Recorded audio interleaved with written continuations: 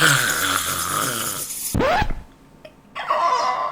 it was supposed to be like a vampire hiss, but it came out period the platypus. Hey guys, what's up? It's imuRgency and welcome back to my channel. Today we're going to be talking about a brand new show on Netflix called First Kill, and there is actually a lot to talk about here. For one, it's a new queer show, specifically WLW, which is great, but a lot of people have been wondering if this is necessarily going to be the new Heartstopper, and I'm here to tell you right now, no, it's not. And it doesn't need to be. And we're going to talk about why. But before we do that, if you're new to the channel, then definitely hit that subscribe button right now. Also, make sure to follow me on my social medias at imuRgency. I just posted a new Instagram picture this week, so you should go and check that out at imuRgency. And to leave a like on this video because that helps out with the algorithm so much. So as per usual, I'll give you some time to do that while I give you my best Edward and Bella reenactment, since we're talking about vampires. Bella.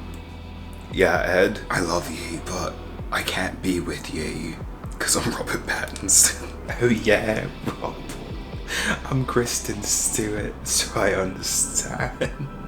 Okay, that was a little cringe. But without further ado, let's talk about First Kill. First Kill is a story that follows two girls, Juliet and Calliope, who are respectively a vampire and a vampire hunter. I know, you can see where this is going already. And the whole season is basically spent with this inner turmoil that turns into an outer turmoil between Juliet and Calliope and their families. Since both come from families that are actual mortal enemies, the two have to figure out if they're going to choose each other and overlook the teachings of their family and of their bloodline and lineage and such like that, or if they're going to follow their instincts and follow what their family are saying and basically go on and fight and kill each other. It's giving very much Romeo and Juliet. I'm sure they didn't name her Juliet on accident, and they actually do quote Shakespeare a little bit in this show. So it's very clear to see where the inspirations are coming from here. And this show's plot is actually kind of interesting because they do have some twists and turns, but the way they go about things is interesting. And I feel like some of it stems from the characters. So let's talk about those. So Juliet, the main girlie, the vampire with a conscience. I actually did enjoy watching Juliet this season. Like I said, she is the main character since the show First Kill is named after the one thing that she's been struggling to do, which is get her first kill, because as a vampire in this world, you're still like a fledgling or like not a full vampire until you actually have your first kill and you drink the blood of a human. And Juliet, having grown up basically human in like human society trying to blend in, she doesn't really want to do that because she sees it as inhumane, and she just really doesn't want to kill people like the rest of her family, even though it's her familial duty because they are like these special kind of vampires that don't have to deal with the typical vampire stuff. Like they can go out in the sun, they can see the reflection, yada yada yada, and they also can't be killed by traditional means of killing a vampire like silver weapons, etc, etc. And that's all fine and dandy. My thing is, with Juliet, I'm confused as to what her main issue was, because they set us up to have us believe that her main thing is like she doesn't want to kill people, which is why she doesn't feed. But it's been shown multiple times that you can feed from someone without killing them. Like with Juliet's sister Eleanor, she has like a consistent person that she drinks blood from and then just wipes his memory. Again, a whole nother thing on why she has separate powers. But that just shows that like you don't need to actually kill someone to do it. I don't really understand what that whole issue plotline was. It could just be me. If you know why, let me know in the comments below. But when I was watching, I was kind of like, what's the big deal here if you can just suck a little blood and go? But since we're talking about Juliet's family, her older sister Eleanor is just a beast. Like she is wild. She has these special powers that no one knows where she got them from, which again, we're going to talk about what that means. But she also is a little bit off. Like she definitely enjoys the sport of killing people. Yeah, she enjoys it. She has some fun. She is honestly like a vampire serial killer because she keeps little mementos of them. Like it's very strange. And Juliet also has this older brother, Oliver. Eleanor and Oliver are actually twins, and Oliver has these special powers too, allegedly, but we don't ever really get to see what they are because all he does is show up. He reminds me of like a Loki. He's a Loki character. He kind of just shows up and he like sneaks around and everyone hates him, but we never really get to see why he's dangerous until like the very end. But even then, like that's not his powers, that's his witch girlfriend, which his witch girlfriend is black. Like he loves a black woman from infinity to infinity. Like he seems like the type. Sorry. Got a little off track there. But yeah, as far as I'm concerned, I'm Team Oliver.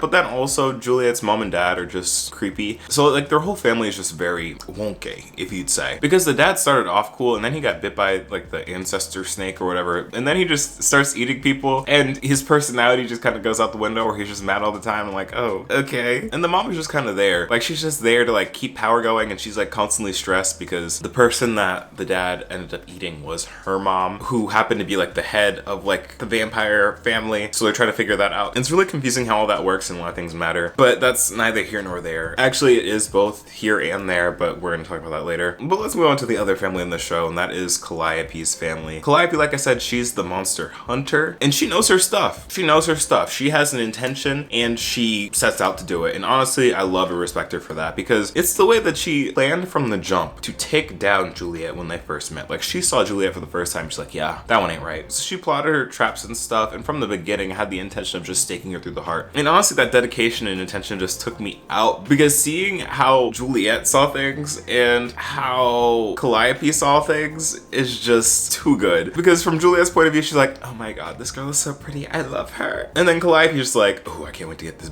alone so I can stake her. And I'm like Calliope was plotting on this girl's downfall, and I love it. I honestly love that for her. And Calliope's family isn't really any more sane than Juliet's, because I'm gonna say it, Calliope's mom and dad are unhinged. They are unhinged. They are not right. Like, they've been through some stuff and I can understand that, but they're not right in the head. Like, their family is so anti-monster and so vocally anti-monster that the things they kind of say kind of have you like, like, it's giving monster bigot. And honestly, I'm kind of glad they casted the whole family as black, because if they were saying some of the things that they were saying as a white family, I would be looking at them kind of different, because the way that they come up with their own slurs for all of these monsters, specifically vampires, oh my god, I started to feel bad. I think the dad was like, I can't deal with them day-walking blood suckers. I'm like, a little bit too hard on the sucker there. And don't even let me get started at the end when they're talking about their own son. For the thing that happened at the end, like the way that the family was just dehumanizing that man, I was like, oh, well, we're here. What now? So yeah, like I said, mom and dad are nuts. The brothers are a whole different story. Like, they're fine. The brothers are fine. I'll say that. But Apollo's just annoying. I'm sorry. I'm part of the Apollo hate club. Like, the hate train for Apollo, I'm on it. Choo choo, bitch. Like, I can't. He just annoys me whenever he's on screen and I can't take it. And then finally, the last character I want to talk about is Ben. And Ben, I feel like I was ready to love Ben. I was really ready to love Ben. At the beginning of the season, like, they were really building him up like he was going to be important, like he was going to be a really good side character, and he still was a decent character. He just kind of got left behind. Like, the second that things with Calliope and Juliet got serious, Ben was kind of just there, and he just pop in every now and then to like be with his closeted boyfriend, and then his boyfriend got... And then it's kind of just like, oh, hi Ben, where'd you go, bestie? But yeah, now that we have an understanding for the plot and the characters, let's talk about this show as a whole and its execution. The show was very entertaining to watch, don't get me wrong, but I will say that it has quite a few flaws. To be honest, I've never been more confused watching a show. Like, I was consistently confused because nothing was ever really explained to you. Like, nothing was explained. Like, they have like this whole lore with like the family of vampires and stuff, and like all this world building with the things that go on in this world. Like, apparently there are monsters there, but we don't know exactly what monsters. We don't know how people got their powers. Like, how did the monster hunters really figure out how to do... Like, there's a lot of unknowns, especially with the vampires' powers. Like, they kept talking about the special powers that Oliver and Eleanor have, but we only really get to see them from Eleanor. And the whole time they're just like, we don't know how she got these powers. Like, where did they come from? I don't know. Tell us where they came from. I don't know either. Why are you asking me? And then the dad's powers, when he got bit by that snake, there was no explanation why he turned out the way he did. Like, why did he become a snake? Like, if everyone is being bit by that snake, why did he become a snake when he got bit? Like, please give some context as to like what happens when that snake bites you. Like, if that just gives you like different powers that you manifest, like, please give us something. And then there's the whole like conversion of like human to vampire, where they don't explain like, can you choose to make someone a vampire, or is it just like a percent chance that some people would become a vampire? Because the thing that happened at the end with Calliope's brother, I was just like, what? Because I fully thought that man died, and the man that was sitting in the dinner table talking was like an imposter, like was a monster disguising himself as Calliope's brother. And I was just like, what? Like, maybe I'm just like a little slow in like understanding what was going on, but I don't know. I just think that the story itself was just kind of confusing in terms of the specifics. Like, if you're gonna have supernatural stuff, explain that supernatural stuff, because no one knows where it's coming from, you know? And honestly, while we're ranting, the soundtrack, baby, the soundtrack in this show. The soundtrack is crazy. I'm sorry. Like sometimes songs will be playing where I'm just like, what is going on? Like, it was giving like Netflix reality show. You know, like when they have like those really random and intense songs on those Netflix reality shows where it's like, oh yeah, we're going in now. We're about to buy this thing. Oh, Hey, put your hands up, clap 3 times, and here we go. Yeah! Like, there's a time and place. Please, learn it. Like, I remember the scene where Calliope and Juliet are fighting on the roof, and the music, the background music during this scene, like, I was just flabbergasted. You guys in China too, huh? No, I was born this way. I'd rather be dry, but at least I'm alive. Happy Pride. And the voiceovers too that they had were quite interesting. Like, I feel like between the voiceovers and the soundtrack were just 2 major distracting things that could have been improved a little bit so they just weren't as corny, I guess. Like, I feel like with a lot of like live action vampire shows, movies and stuff, it tends to have like this valley of corniness that they have to navigate, because a lot of times when you go too much into it and you really try and play on like the whole vampire factor, it just doesn't feel great. I'm thinking Twilight, I'm thinking parts of My Babysitter's a Vampire. Even though My Babysitter's a Vampire was a banger, like I love that show, it did fall a little bit into the corny valley. And this show too did fall a little bit in that, with like the soundtrack, some of the lines, the voiceovers. It's just like, wow, we're here now. But overall, I do have to say that the show was very enjoyable. I did think it was a solid show. I'm excited and hoping that they get a season 2, because I honestly feel like the show deserves it, because I feel like it can improve from here. And the source material is very good, and they set up a season 2 very well with like the finale. But all that aside, it also is some pretty good WLW